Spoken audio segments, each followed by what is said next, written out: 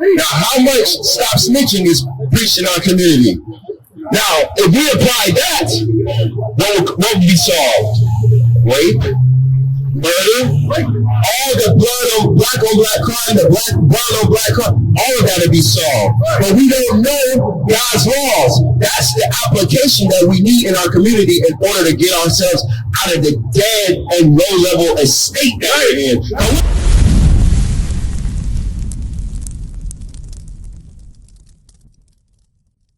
Look, what you gonna do with this Modelo right here? When? I was going to take it out.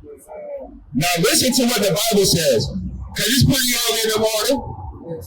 Okay, let's see. I know the old saying is it's 5 o'clock anywhere, but that's not true. That's what the Bible says. That blacks, Hispanics, and natives are God's chosen people, and you're supposed to abide by God's laws. Now listen to what he says right here. Read. Woe unto them that rise up early at the morning. It says woe. What does woe mean? W-O-E. I said, whoa! What does that mean? Yeah. Okay, problems. I like that, but it means destruction. So it is a problem what is going to happen. He's going to explain what it is. Read. Woe unto them that rise up early. If they rise up early and what? In the morning, that they follow strong drink. And follow what? That they follow strong drink. What's that? What is it? Mm-hmm. You know what it is. See, it's good that you have a conviction in yourself. Because some people, they'll be like, nah, I'm just going to do my thing. You ain't supposed to be that way. You're supposed to be convicted by the word of God in order to what? Change your ways. That's what we're out here to do, is to show people that they're greater than what the state that we're in. Right. We were all in this way. We all came out of the lifestyle. So just don't think that we just talking. No, we have to apply these same exact things. That's what some of us did deal with being like that. Right. Now read it again. Woe unto them that rise up early in the morning, that may follow strong drink, that continue unto night, to ride and pander. See that happens? You drink all day, you be sloppy, slurring your words, and guess what? Guess what? You are what? Inflamed. Now you don't have no bearing. Now you don't know what is what. Now you are not sober. Give me that in Titus. Because as men, we're supposed to have clear, concise thoughts in order to be able to discern what's around us. Because the ways around us is what? Evil. Very much so evil. So you doing this and you doing that. It's not bad to drink, but it's how much do you drink and how much quantity do you drink. Now that's the issue. Now look, read this, Titus 2, verse 2. Read. So book of Titus chapter 2 and verse 2. That the aged men be sober. It says what? That the aged men be sober. And man, you're supposed to be sober. That doesn't mean you cannot be mirthy, right? Because mirthy means you drink a little bit and you still are aware of what's going on. But once you go past that point and you go into drunkard or drunkenness, that's what? Sin. Read on. Grave, temperate, sound in faith, and charity, and patience. That is woman like that. And then the woman is supposed to be as the same way as us. Now what's heavy about this is, give me Sirach chapter 31, and I think it's verse 27 that I want. But it says that we're supposed to be sober. That's going into multiple different things, because we get attacked in various different outlets. Like guess what? We might see some brother walking down the street with his pants hanging down. And guess what? That's not proper either. God said, pull your pants up. He said it's shameful to show your buttocks. Did you know that? No, not a long shirt. That's an excuse for your will. That's an excuse. We got to be men, right? If we're men, we got to man up to what the responsibility of a man is, right? We're supposed to be leaders and fathers and guides of our nation, pillars in our community. We're supposed to be the example setters here, right? But if we're not setting that example, guess what we're acting? As children, as boys. That's what Christ compared us to. Read this. Book of Sirach, chapter 31, verse 27. Wine is as good as life to a man. See that? It says wine is as good as life to a man because it does make you cheerful, right? Real. If it be drunk moderately, what?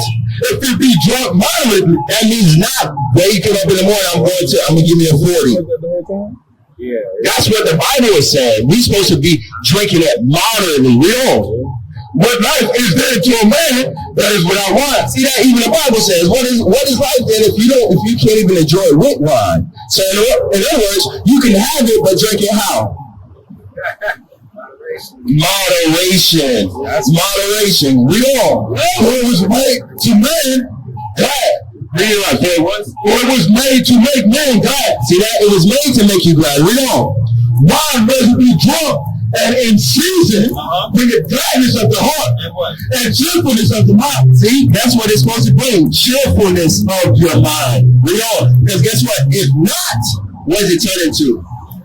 What does it turn into? Drunken turns to anger and passion. Okay, I'm glad you said drunken and anger and a lot of ish. Watch, read. Well, wine drunken with excess, wine drunken with excess, what? But the bitterness of the mind. Read on. With boiling, with what? With boiling, and quarreling. That is what?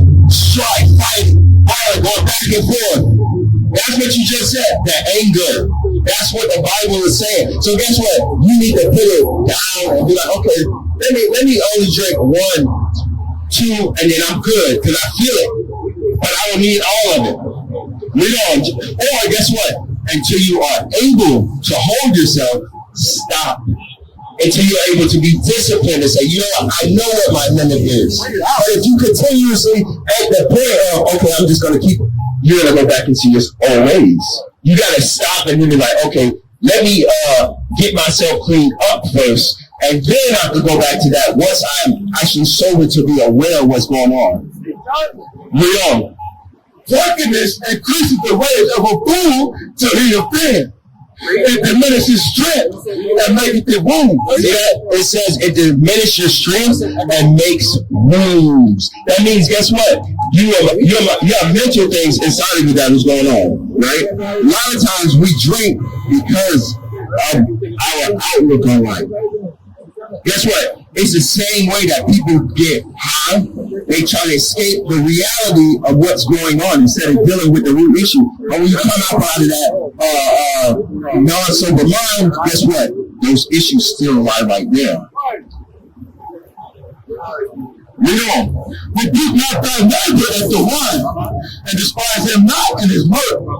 Give him no despiteful words, and press not upon him with urging him to drink. See that? We don't supposed to urge you to drink. Here, bro, take another shot. Sorry, I'll help you. I'll take you.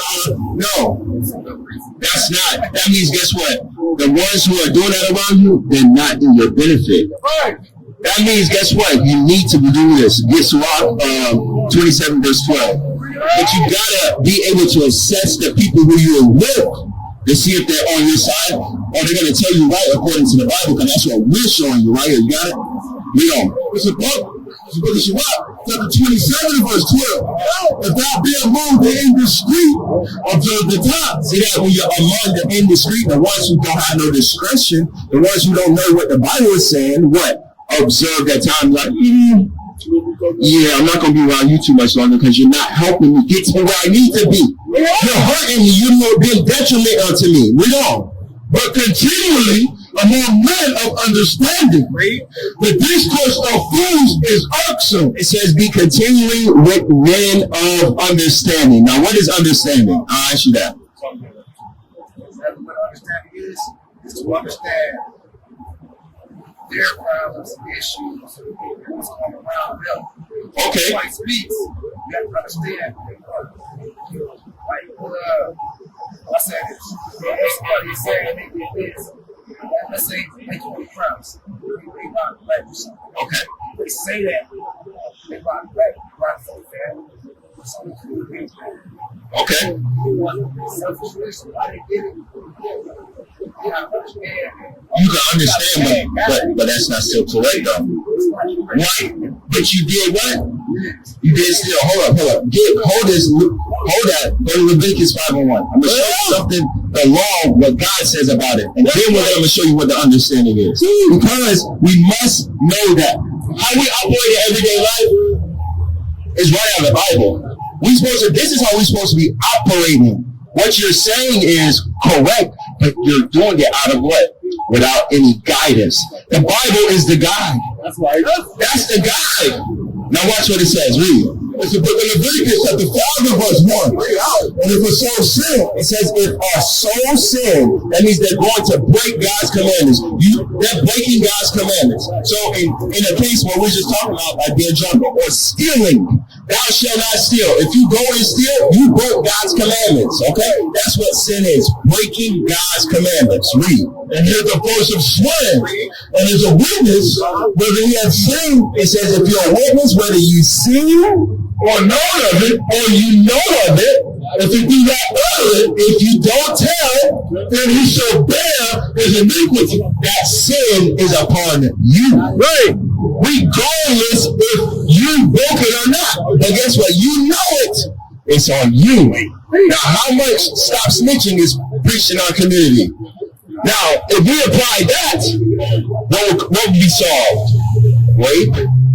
Murder, all the blood on black crime, the brown on black crime, all of that will be solved. But we don't know God's laws. That's the application that we need in our community in order to get ourselves out of the dead and low-level estate that we're in.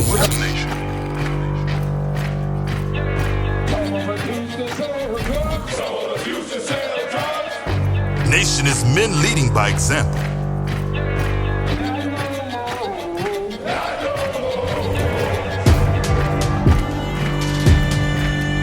Nation is family.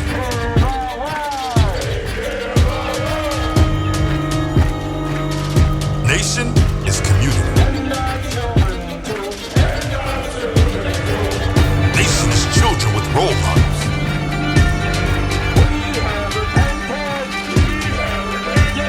Nation is unity.